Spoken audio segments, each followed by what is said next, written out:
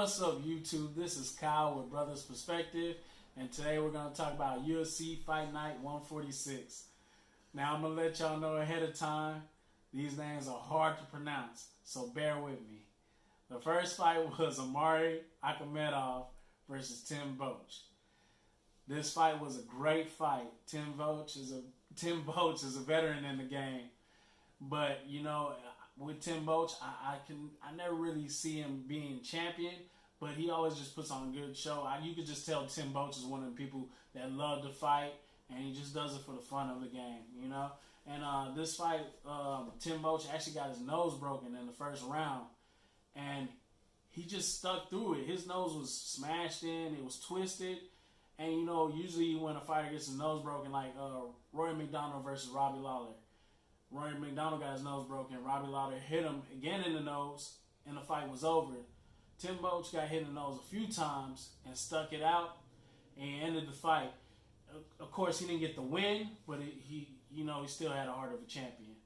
The next fight was Beneil Dariush. I told you his name is hard to pronounce. Versus Drew Dober. That's easy.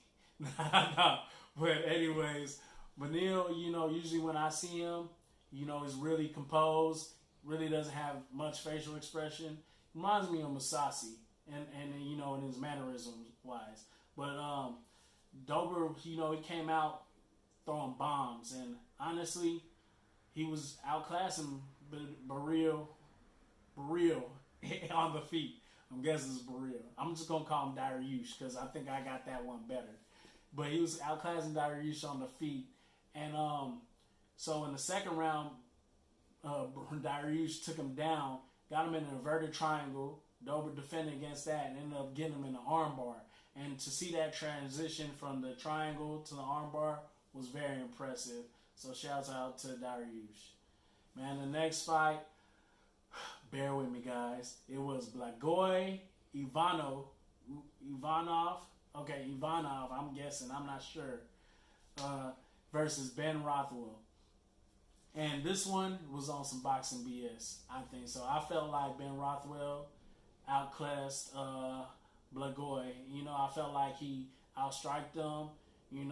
I just felt like he did more work. And but I mean, the fight was close, so I guess it could have went either way. But in my opinion, I thought Ben Rothwell won the fight. But y'all gotta go back and check it out, or if you did watch it, leave a comment below and let me know who y'all think won.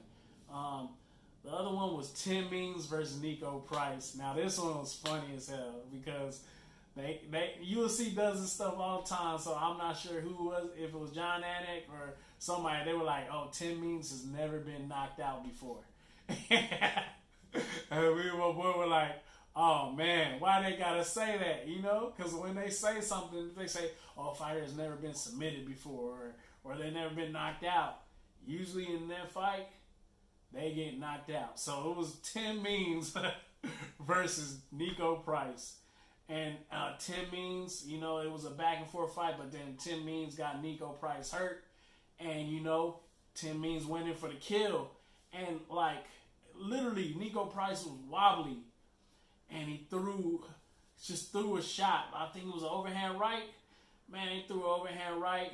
Or I'm not sure if it was an overhand right or overhand left. And Tim Means, he folded. He went down and out. And well, that was Tim Means' first knockout. Thank you, UFC. So for putting that up in the air. I ain't seen it before, but we've seen it now. And then the other one, this one is a tongue twister. Now try to say it with me. Elizeu Zaleski dos Santos. I hope I got that right. I think I got it right. Versus Curtis Milledren. I'm guessing. I don't know. Honestly, I told y'all, these names are hard. But yeah, on this one, Curtis Milledren, he's a young cat, has so much potential, and he's great on the feet. He just got to work on his ground game. And against the Brazilian, I'm guessing he's Brazilian. He got Dos Santos in the name, so I'm just gonna automatically assume you're Brazilian. You know what I'm saying? Like, I'll play him. I'm not ready. No, I'm pretty sure he's Brazilian. I'm pretty sure he's Brazilian. But against the Brazilian, man, he got submitted. That's all I can say. I'm not even sure. I can't remember how. I just remember they were talking about if it stays on the feet, Curtis has it. And I just remember it did not stay on the feet.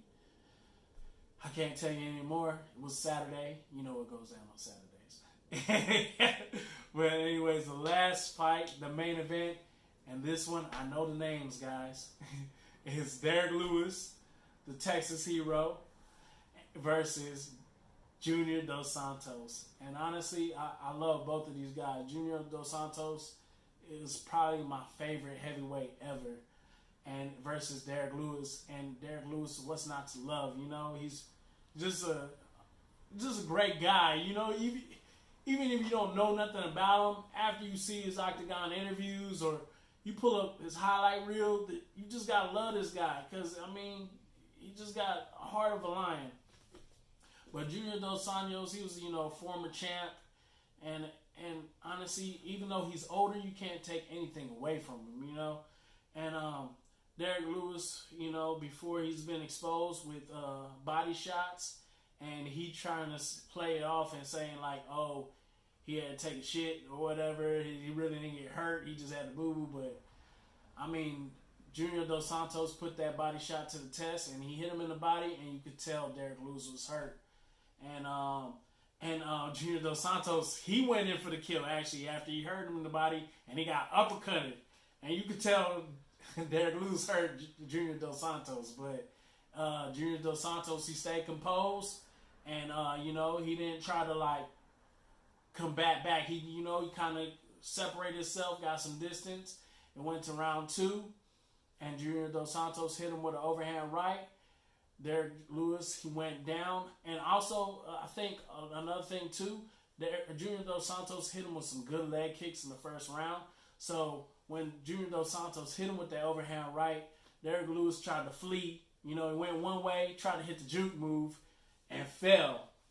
And, Junior Dos Santos just went in for the kill, hit him with some ground and pound, and the fight got stopped. Now, we also did learn that, probably the reason why he went down as well is that Derek Lewis had an MCL and an ACL injury before the fight. His coaches tried to tell him to stop, but he said he wanted to fight, and that's what I'm saying, the heart of a champion. I mean, it's stupid. You should never go in. I'm not a fighter, so I'm not going to say, oh, you shouldn't, but really with an injury like that, people are out years for those knee injuries. You shouldn't go in and fight, but I guess Derek Lewis, he just didn't want to listen. He wanted to fight, and he wanted to keep the show going.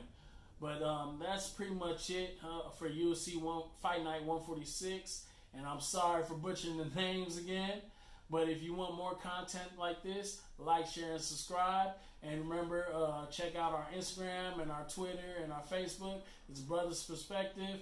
I'm not sure if it's underscore or whatever. And, I'm kind of new to the social media thing. But, I'll leave the link somewhere up here or somewhere, subscribe down there, thumbs up, hit the bell, all that good stuff. Peace.